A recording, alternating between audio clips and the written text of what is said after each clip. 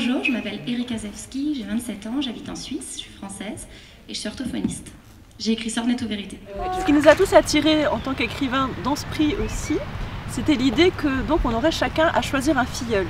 Comment est-ce qu'on choisit un filleul ? Pas de chance, nous on se le partage. Voilà. Donc c'est même pas vrai. Non mais c'est Carole qui va proposer de le partager parce qu'on avait toutes les deux énormément aimé le texte d'Erika.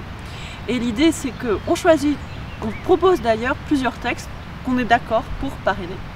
Et ensuite on se répartit ces textes. On appelle ensuite le lauréat ou le lauréat nous contacte et on discute avec elle ou avec lui du texte pour savoir si on pourrait faire des modifications, si on peut enlever des répétitions ici, rajouter une phrase ici, etc. de façon à ce que le texte soit poussé au maximum. Ça peut se faire vraiment à plein de niveaux. Ça peut être le vocabulaire, ça peut être le rythme, ça peut être la ponctuation. En l'occurrence, avec vos conseils, j'ai quand même pas mal modifié la structure des paragraphes. Ça semble être un détail, mais en réalité, ça change le rythme d'histoire. Elle a quand même donné 2 textes, mais je ne savais pas que c'était du même auteur. Moi, mes 2 textes préférés dans la sélection française, c'était les siens. Donc, je ne savais pas du tout, et franchement, j'avais pas du tout vu que c'était le même auteur. J'avais pas du tout vu que c'était le même auteur. Donc, j'ai adoré ces 2 textes.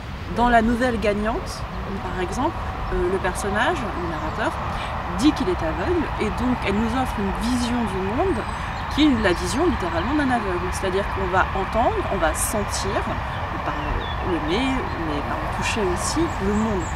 Et de ce fait, c'était un point de vue évidemment original, très fort, très difficile à faire aussi, parce que ça signifie que toutes les petites scènes qu'elle décrit doivent être racontées du point de vue, si je puis dire, d'un aveugle. Ça, c'était très dur à faire. Je ne peux pas nier qu'il y a probablement une grande influence du fait que je travaille avec des enfants qui souffrent de handicap et que quand bien même, il n'y a pas d'aveugle dans mes patients, il y a quelque chose de cet ordre-là, de se mettre à la place de la personne du matin au soir, et puis dans ce que j'écris, ça se retrouve, mais sur un plan plus créatif. Voilà. On s'est battu cet après-midi au lycée, avec les lycéens qui avaient lu la nouvelle. Parce qu'en plus, ce qui est extraordinaire, c'est qu'on n'avait pas du tout la même lecture. On avait tous aimé la nouvelle, mais on avait tous lu quelque chose de différent. Et ça, je pense que c'est le signe d'un immense talent. Quand on laisse la place au lecteur, quand on lui laisse la possibilité de réinventer le texte. Ce jeu, je ne le choisis pas. Jeanne me l'imposa, comme on m'avait imposé sa présence pour remplacer le chien, ma mère n'en tolérant pas le moindre. Quand on avait découvert mes yeux morts, mes grands yeux blancs ou mes grands yeux noirs, mes grands yeux monochromes, je ne sais pas ce qu'est le noir, j'ignore ce qu'est le blanc, je ne sais que ce qu'on m'en dit. Les règles du jeu sont simples. Jeanne me décrit ce qu'elle voit vraiment, ou choisit de détourner la vérité et d'imaginer ce qui lui plaît, et à moi de jouer. Sornette ou vérité. Il n'y a pas d'alternative. De nous deux, un seul vainqueur. Si je réponds correctement, Jeanne me récompense. Si je me trompe, elle me sanctionne. Sur le chemin de l'école, Jeanne me tenait toujours la main pour guider mes pas, m'éviter les flaques, les bosses, les autos. Mais un jour, nous allâmes d'abord vers le bourg. Elle m'ouvrit la porte du premier café, me fit asseoir sur un tabouret et déposa ces mots dans le creux de mon oreille. L'homme qui est assis derrière toi boit du rouge. Il remplit une grille pour la loterie communale. Il coche le 2, le 7, le 24. Sornette ou vérité? Les tanins me piquaient les narines.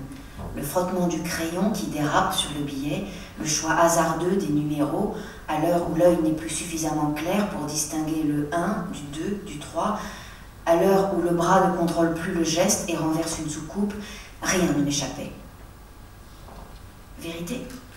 Non, il y avait cette vapeur, cette brutalité en suspens dans l'acte, le cliquetis léger d'un bijou au poignet, la longueur de l'ongle qui fait chanter le verre, la goulée plus délicate. Non, il y avait ce quelque chose de trop féminin dans l'atmosphère. Sornette, lançai-je. Ce que j'ai beaucoup aimé personnellement aussi, c'est l'énergie de sa langue, sa truculence. Et j'ai aussi aimé qu'elle explore le territoire de la folie, le territoire de l'ambiguïté dans le rapport dominant-dominé, l'amour fraternel mais aussi incestueux, le fait qu'elle édifiait ce texte autour de ce qui a donné son titre au recueil, sans lettres ou vérité. C'est vrai que c'est une métaphore de l'écriture, c'est ce qu'on fait tous en tant qu'écrivain, puisque notre job, un de nos jobs en tout cas, c'est de donner aux illusions l'évidence du réel. Ce qu'Erika réussit à faire beaucoup de temps.